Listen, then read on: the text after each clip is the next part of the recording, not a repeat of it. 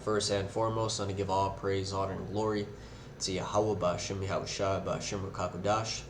Yahweh is to this world ignorantly calls God. Yahweh Shai is to this world ignorantly calls Jesus.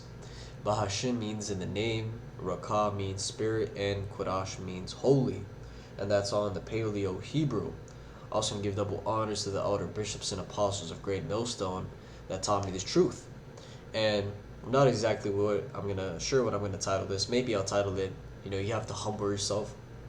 And the reason I'm making this video is because, the Most High has put me through a great humbling, right? And the reason I got humbled is because I was simply too focused on this world, or I was too focused on, the worldly things, I'll put it like that. And, I always pray to the Most High to direct my steps in the right path, to, make me grow and ultimately help me overcome whatever I'm going through.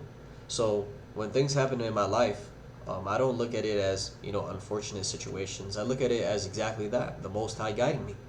Because at the end of the day, as the scriptures say, the Most High, directed the steps of men. So how can a man then understand his own way? We're all going through a predetermined path, and at the end of the day, whatever happens, it was already written to happen. Doesn't mean you go out and commit wickedness. That's not what it means. It means that whatever happens, it happened for a reason. And if you believe in the Most High, it has happened for good. Okay? Because the Most High, as it says, he chastens his sons as a father does. And who is a better teacher than the Lord? The answer is no one. Right? You can read that. I think it's in Corinthians. It talks about how our earthly fathers sometimes beat us just because. But the Most High is not going to beat you just because. He's going to beat you so you can learn and grow. So that's exactly what happened to me, and I thank the Most High for it happening because it brought me back down to the right mindset, the proper perspective, and focusing on what you have to focus on. Let's read a scripture here. This is Proverbs chapter 30 and verse 9. And this is why it's important to always self-examine and bring yourself down. Because the wisest man ever to live, Solomon, he himself said this. He himself recognized this. Proverbs chapter 30 and verse 8. Remove far from me vanity and lies. Give me neither poverty nor riches. Feed me with food convenient for me. Lest I be full and deny thee and say, who is Yahweh? Or lest I be poor and steal and take the name of my power in vain. Okay, so he knew those extremes are dangerous, right? Because being poor, now you are tempted to steal, to take, in order to essentially alleviate that temporary pain.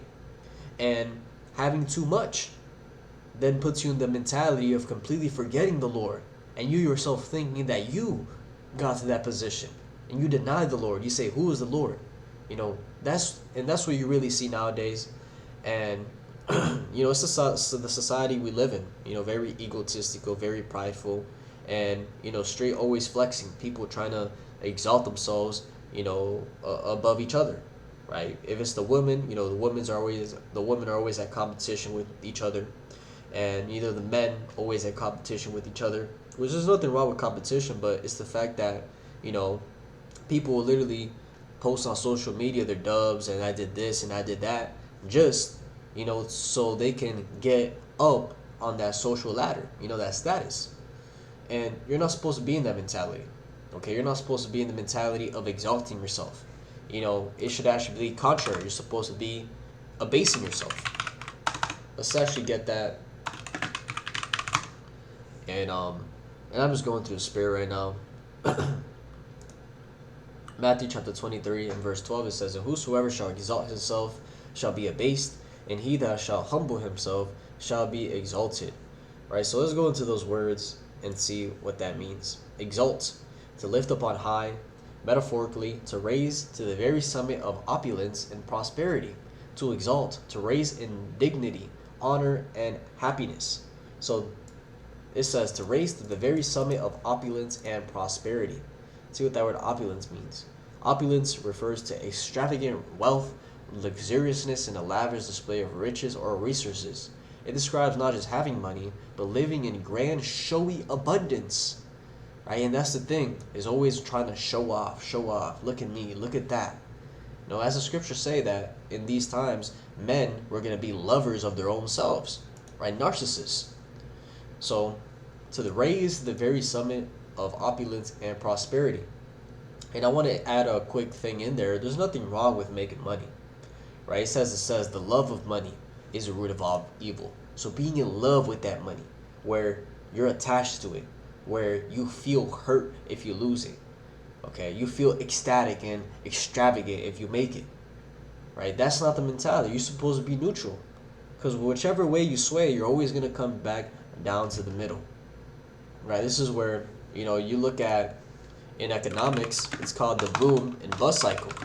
And this is the Most High, trying to show balance.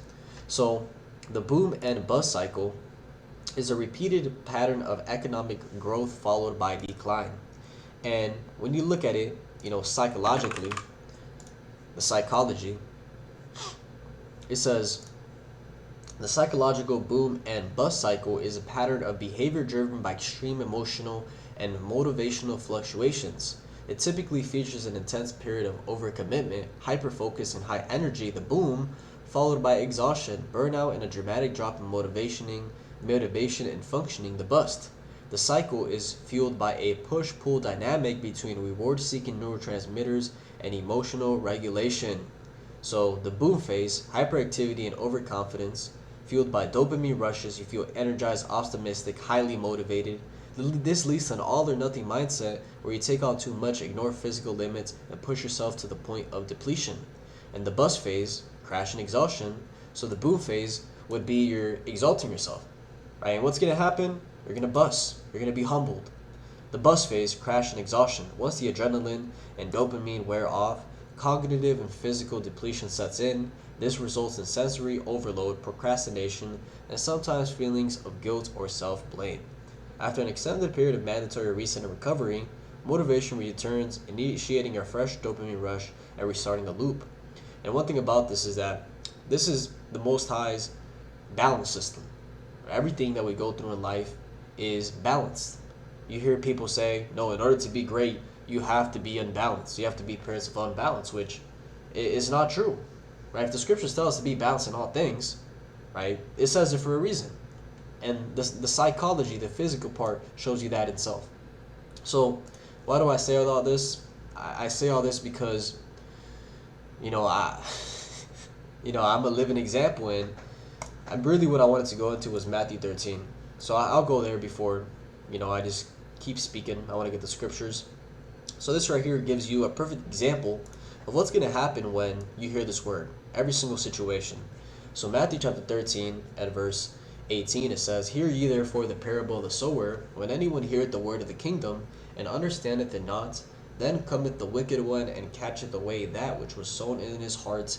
This is he which received seed by the wayside. Right? So first situation is, you hear the word, goes in through one ear and out the other. Right? You don't even get it. Second, it says, But he that received the seed in stony places, the same is he that heareth the word, and anon with joy receiveth it. Yet hath he not root in himself, but dureth for a while. For when tribulation or persecution arises because of the word, by and by he is offended. Right, so second situation, right, the seed on the stony place. They hear the word, and they receive it with joy. They're happy. They hear about the kingdom, about the prophecies and everything they're going to receive. Sounds good. It sounds great, if anything. But they don't have a root. They don't have a foundation. They don't really know 100% why or what they believe in. And when times get difficult, when the Most High starts putting you through that fire, the trials and tribulations, what happens? They get offended and they fall out. They go back into the world. And, this is a situation where, it happens, man. I'll put it like that. It happens. It says, He also that receives seed among the thorns is he that heareth the word, and the care of this world and the deceitfulness of riches choke the word, and he becometh unfruitful. And this is the one that is relevant to the video today, is when the seed falls among thorns. You hear the word, but what happens? The care of this world chokes the word, right? The deceitfulness of riches. Let's go into what that means. and go into a couple different translations. Deceitfulness is a tendency or quality of being untruthful, misleading, or fraudulent. It involves deliberately hiding the truth to gain an advantage, often through lies, trickery, or double dealing. Right? So let's get that in a different translation.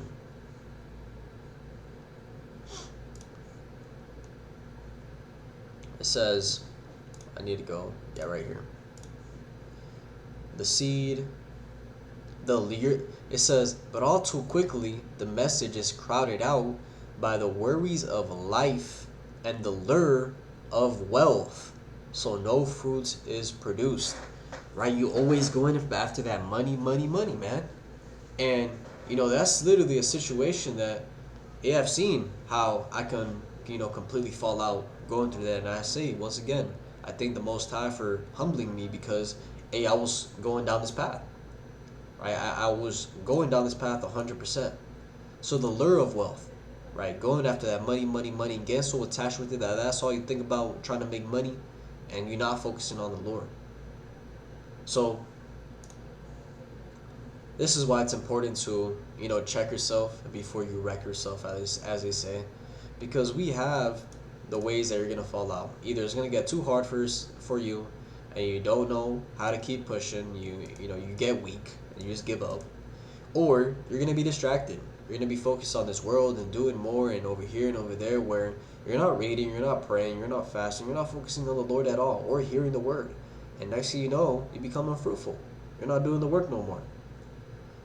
And the last situation, which is the one you want to be in, but he that receives seed into the good ground is he that heareth the word and understandeth it, which also beareth fruit and bringeth forth some 100-fold, some 60, some 30.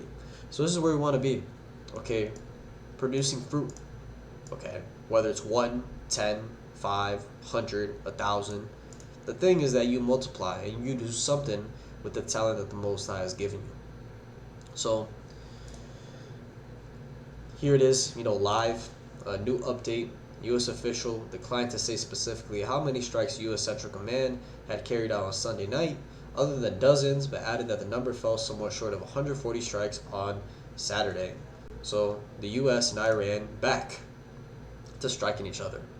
So these things are only going to escalate, and eventually soon we're going to see that chip, the RFID microchip, which is the mark of the beast.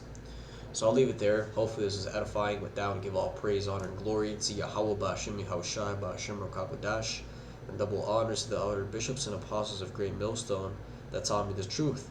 Shalom to elect, shalom.